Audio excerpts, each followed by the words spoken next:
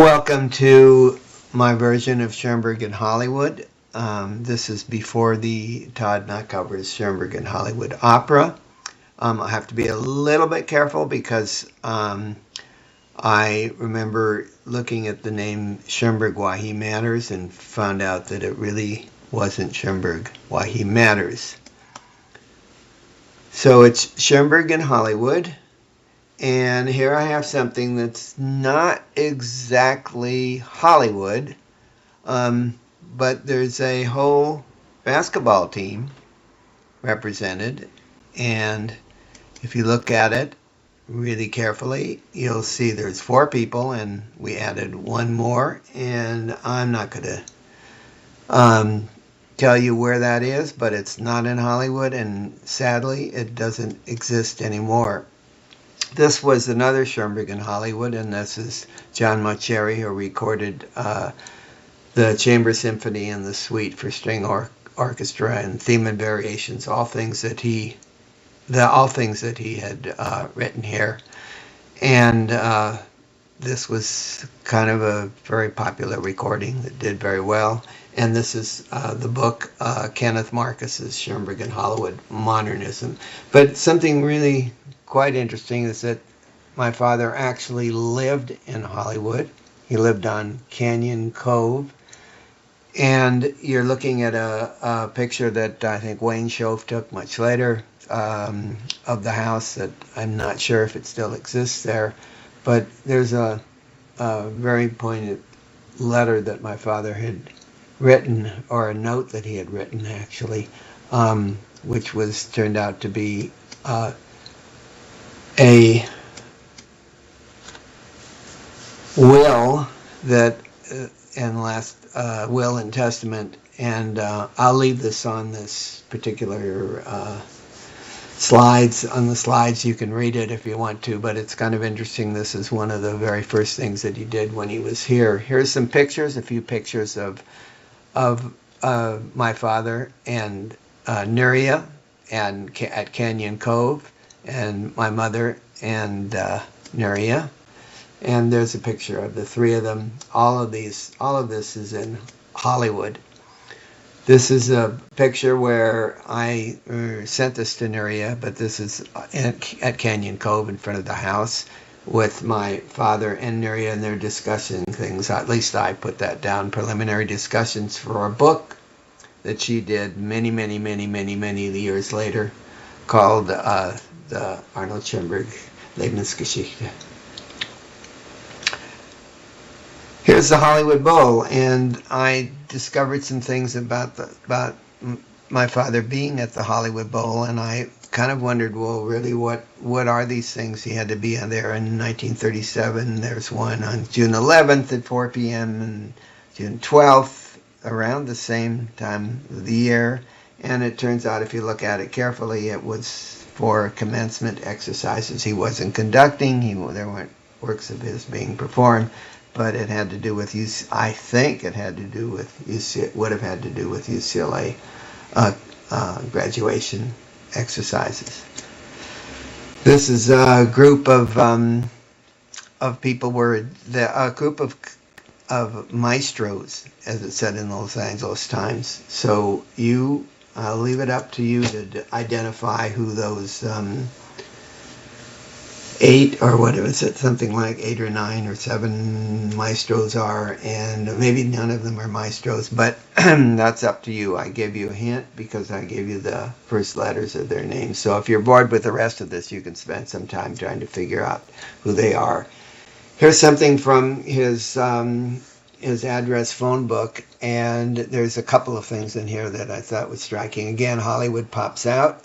It pops out with not with Ralph Ranger, that I would talk about a little bit later, but with David Raxon, whose photo is on the right, and he's among the many people that actually composed, popular composers, or composed things for the movies that my father had as a student, and we got to know him quite well later on. The other one on here is Ralph Ranger, and he was one that made it possible for my father to get all of his materials moved from where they were stored in Berlin and moved here to Los Angeles.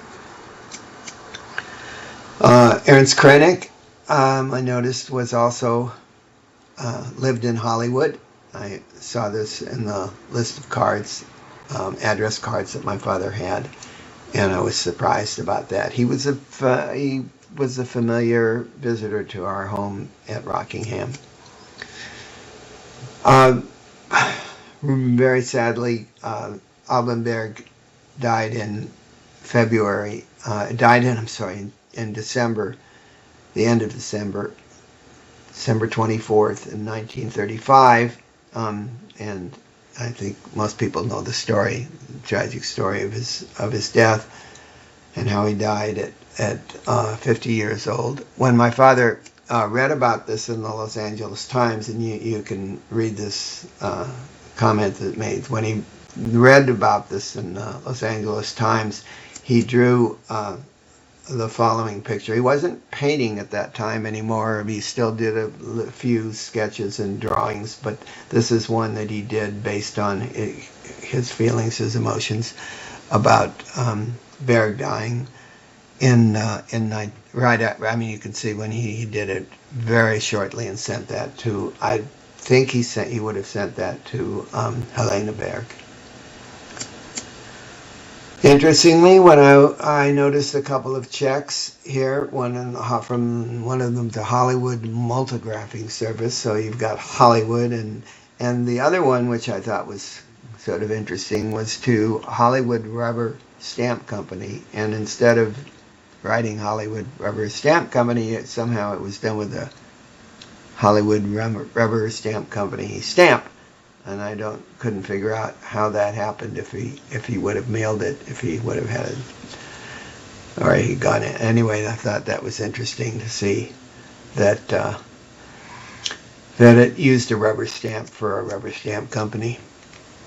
I thought a little bit about when I watched the opera, and that it's in a good way. It's the consequence of what we did. We made everything accessible. That's my sister, my brother, and I, so that people could pick and choose out of the whole archives. For us, there are some things that are obviously uncomfortable in a way, but I think something like this, like an opera production, it's not written for people with a last name Schoenberg, that's for sure. But I think it's extremely well done. I wrote down in the first time that I saw it afterwards that it's extremely serious. It's very serious, and there's no compromising, and it's complex and innovative, and there's a little mixture of, when you think about about Moses and Aaron, there's some things that are, I would call, Aaron-esque, and that's necessary, and it's appropriate for what this is. I also mentioned that I don't have the luxury of being, with the last name of Schoenberg, I don't have the luxury of being objective. And I made some comments again, some later comments. There's some things that are where he uses sort of what I guess one could say poetic license, but mixing things together. But it's very well done. Now I've seen it 3 times, and each time I appreciate it more. There is something about the technology, and there's a lot of technology. There's a terrific lecture by Joe Honor. It's from Vienna. It came out just recently, and you can access it. There's a link here to his a YouTube video of his lecture. I thought a little bit more about comprehensibility, which was a crucial word for my father, even to the extent that there was in some of his articles he would actually, and when he was writing things down, preparing for things he was going to say, that would have been for lectures, that he actually used music notation to show how to pronounce comprehensibility and where the emphasis should be, or however he was going to say it. Something very important for him in his whole life. So not really complex for the sake of being, I mean, or things are complex, that's words that we use, but for him it was always to be, even though it was, things were layered and it was, quote, complex for us, but they was crucial for him to be, comprehensible. That was what was important for him. I put some other things on the end of this. I'll go through it really quickly because there's so many of these, but these are earlier slide presentations that I did. One of them was for UCLA, and the other one was just one I had done because of frustration about Schoenberg in California. But the UCLA one just gives you kind of, I'll go through this really quickly. Gives a clue about how old when we were born, and when he taught it at UCLA and USC. The bottom one is UCLA. You can't really see that. And the ages we were when he died in 1951. This is one of my favorite family photos. There's a whole bunch of photos you can look at from the family, and it gives you a clue. In fact, instead of saying, "Oh, we had a normal, nice, wonderful life," and it was the photos help a lot to display, to show that the words are less impressive. I think when you see this thing that they did, this would have been in 2001, I think they did this. The LA Phil put on a presentation, Schoenberg in Los Angeles Prism. I'm not sure exactly what the year was. And this is kind of interesting because it shows all the people all around here, and so from that perspective you can see where he was with respect to all of these other places. And each one there's an interesting story for each one of these. When he was in 1948, it's 1948, he went to Santa Barbara. This was kind of it was something for me as a child I remember really well. I would have been 7 years old at the time, but I do remember it. It was one of our few vacations that we took as a family. And these are some really interesting things in an interview that he had here, and some of them you can look at this later, have to do with his feelings about popular music and what he felt was important in teaching. There's some other things that I extracted from this, and how he felt about how people could or should respond to music composed today. Quickly, and there are links in here, you can click these. I think they'll still work for you, but you can get an idea of that's the Joe Honor one on the left, and this is another one done by the Center in Vienna, which shows a lot about his inventions and games. I'm not going to go through these right now, but you can if you want. They're easy to access through YouTube. This is a picture of his chess set that he made, the coalition chess. It's so interesting. The coalition chess, you can get all the rules and everything, how one can play it. It's all available at the center. Here's some examples of his playing cards that he designed. There's a couple of other sets that I actually hadn't even known about. But these two are actually, I can tell you that they're actually available from Belmont. We have those. This is a roulette game that we played, and I actually remember the one thing there is the roulette, and he made all of these, the roulette, the board, and we played this, and I always used to, that was my first lesson in French, when they'd say rien ne va plus, and I would stick my hand out a little late if I did, and not get whacked on the hand.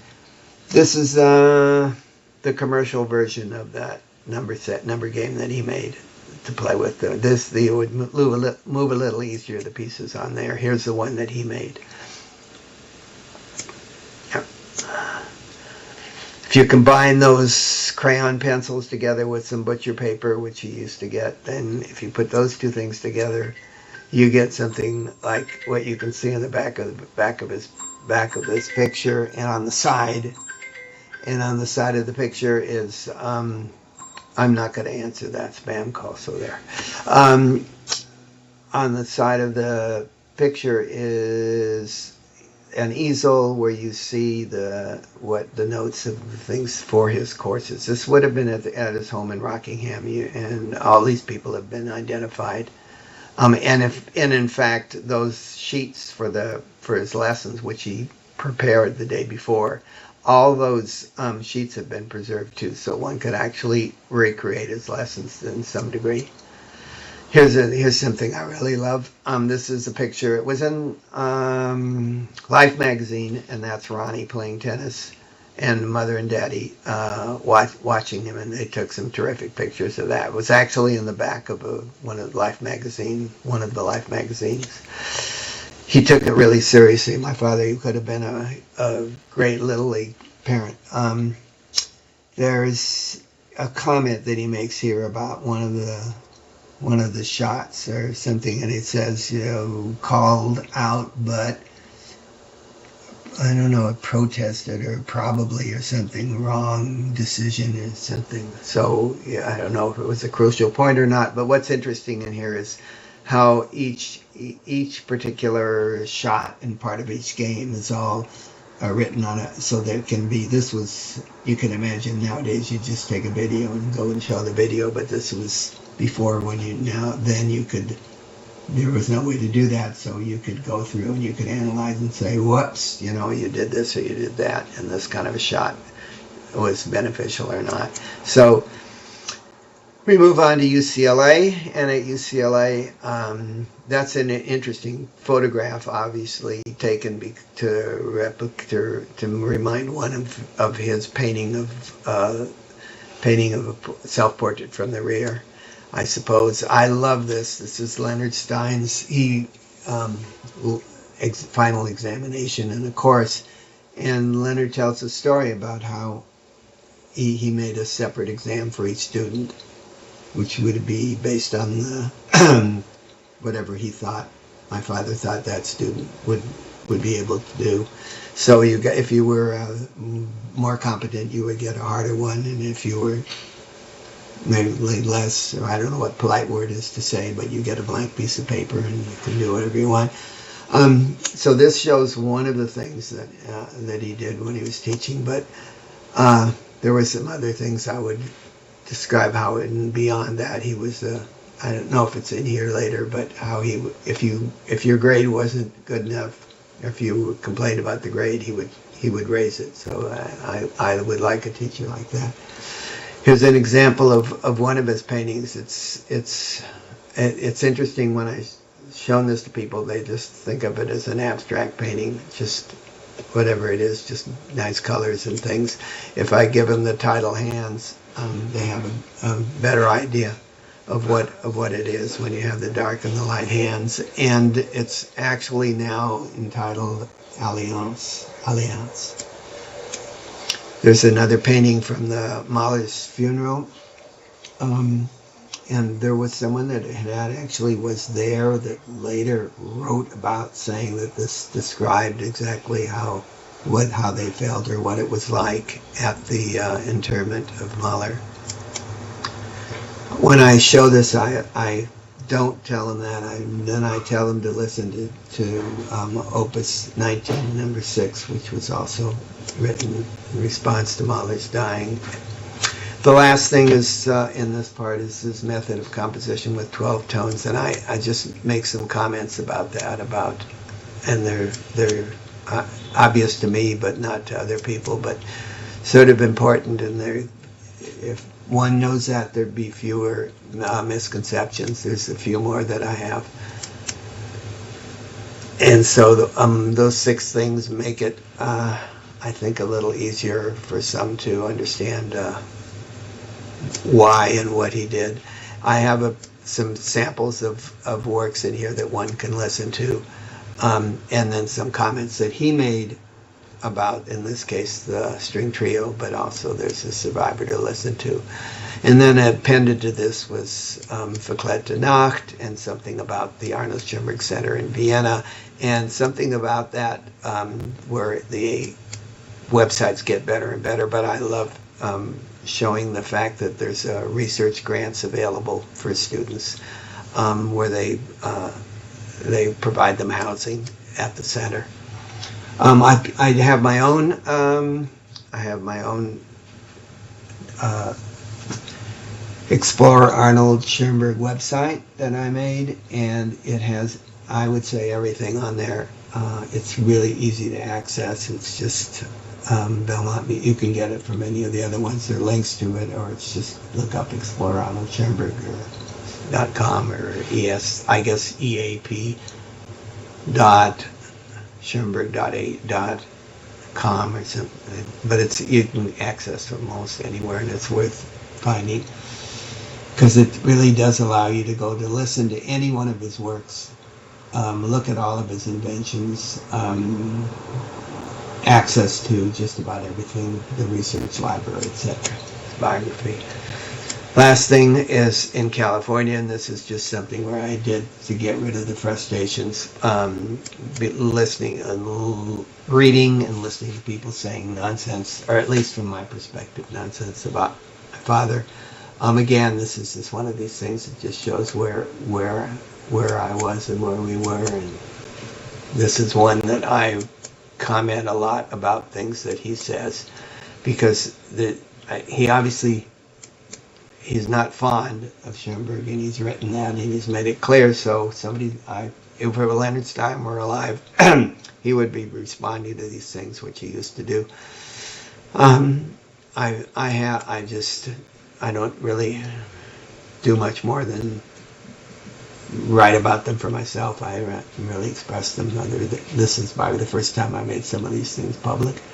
But these are responses to things he said, so I put them in here, and if I had to go through and I pick another one that really frustrated me, was this guy Kevin Starr, who wrote the most outrageous things about my father, and unfortunately they got perpetuated. So then I saw people quoting them, and so I ended up responding to many of those in different ways. I took them and I extracted the things that I thought were really silly, and then showed how silly they were.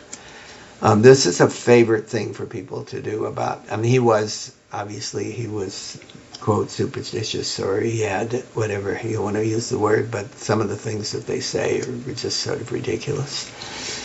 This is our family. Again, these are our ages for when that picture was taken, and that would have been in Santa Barbara.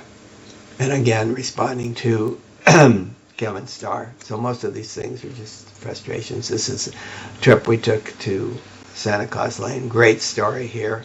If you want the story, you have to, I think you can get it on there from the clicking that.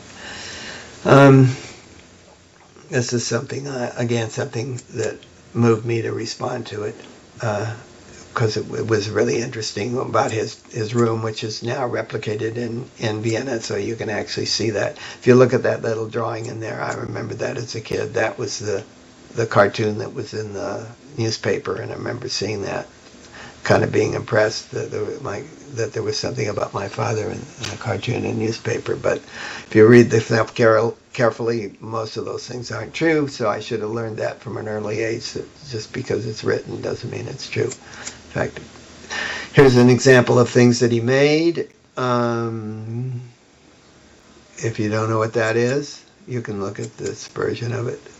Scotch tape dispenser.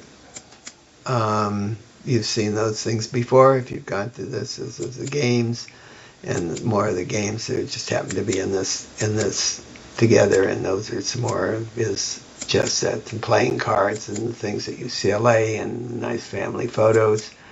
And this is a fake picture of, there's only one person of that four that really, among the four that really can play tennis, and that's Ronnie in the middle.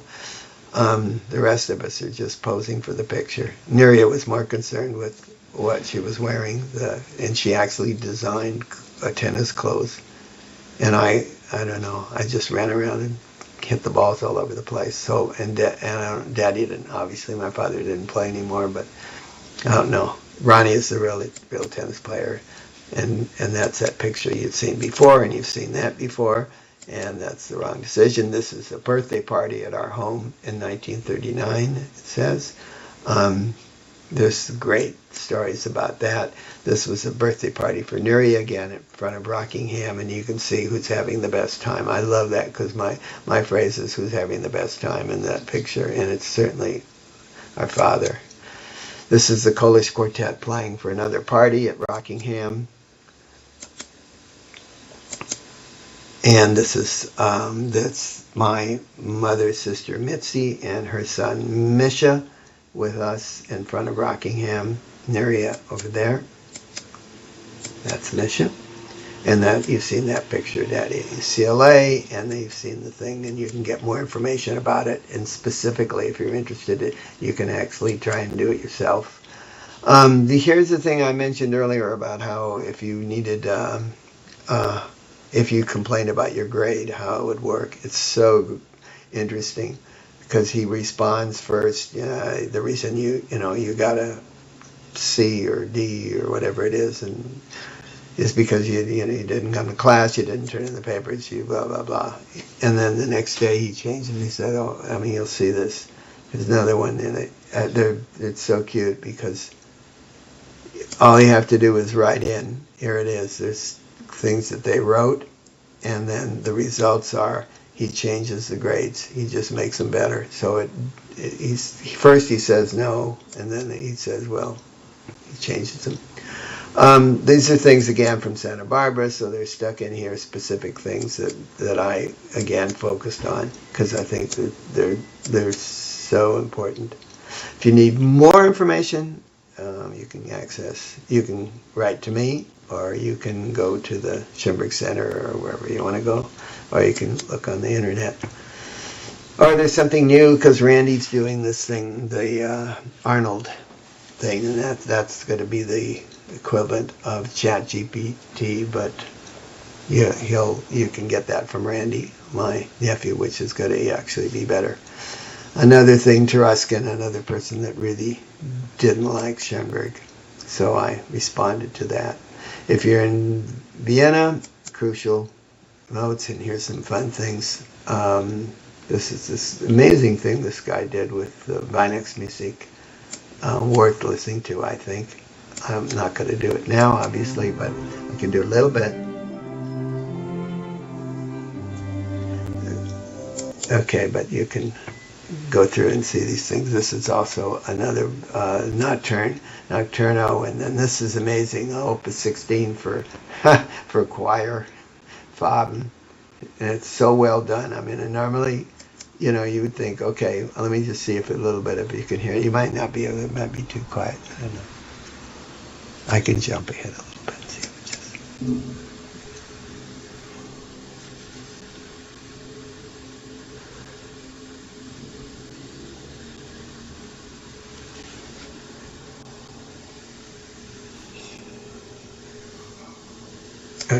Okay. Then there's this piece he did. Okay, I'll leave it for you to listen to more of these things. There's a Nacht version, and I like this one because this one's kind of cute because they kind of stand up. And let me see. Well, they all stand up, and unfortunately, all except the cello players, they would have a hard time standing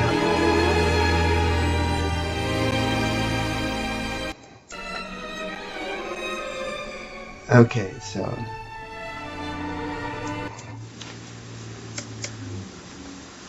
there's more. This is really a great recording. This is a thing he wrote here in Los Angeles.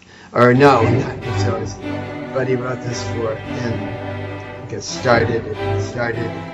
finished in Los Angeles.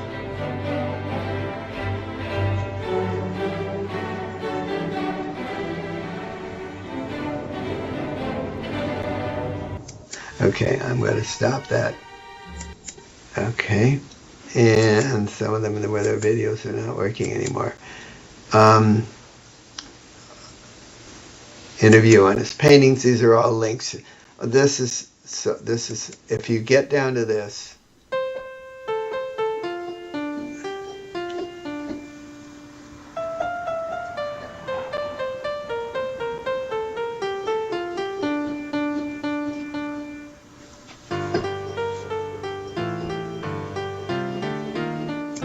okay, these are someone that took the sketches for the Good Earth that he wrote. And it's interesting because this is what you could have had this as part of it. Would have been interesting if that had been played completely as part of the opera that we saw. So that shows you what he did, how seriously he took it, and they're really enjoyable to listen to, and make sense right now. So I think we're through. That's enough. I don't know. I don't think I have any more slides, but that's way more than that's about a half an hour of stuff. Okay. Hope you enjoyed this.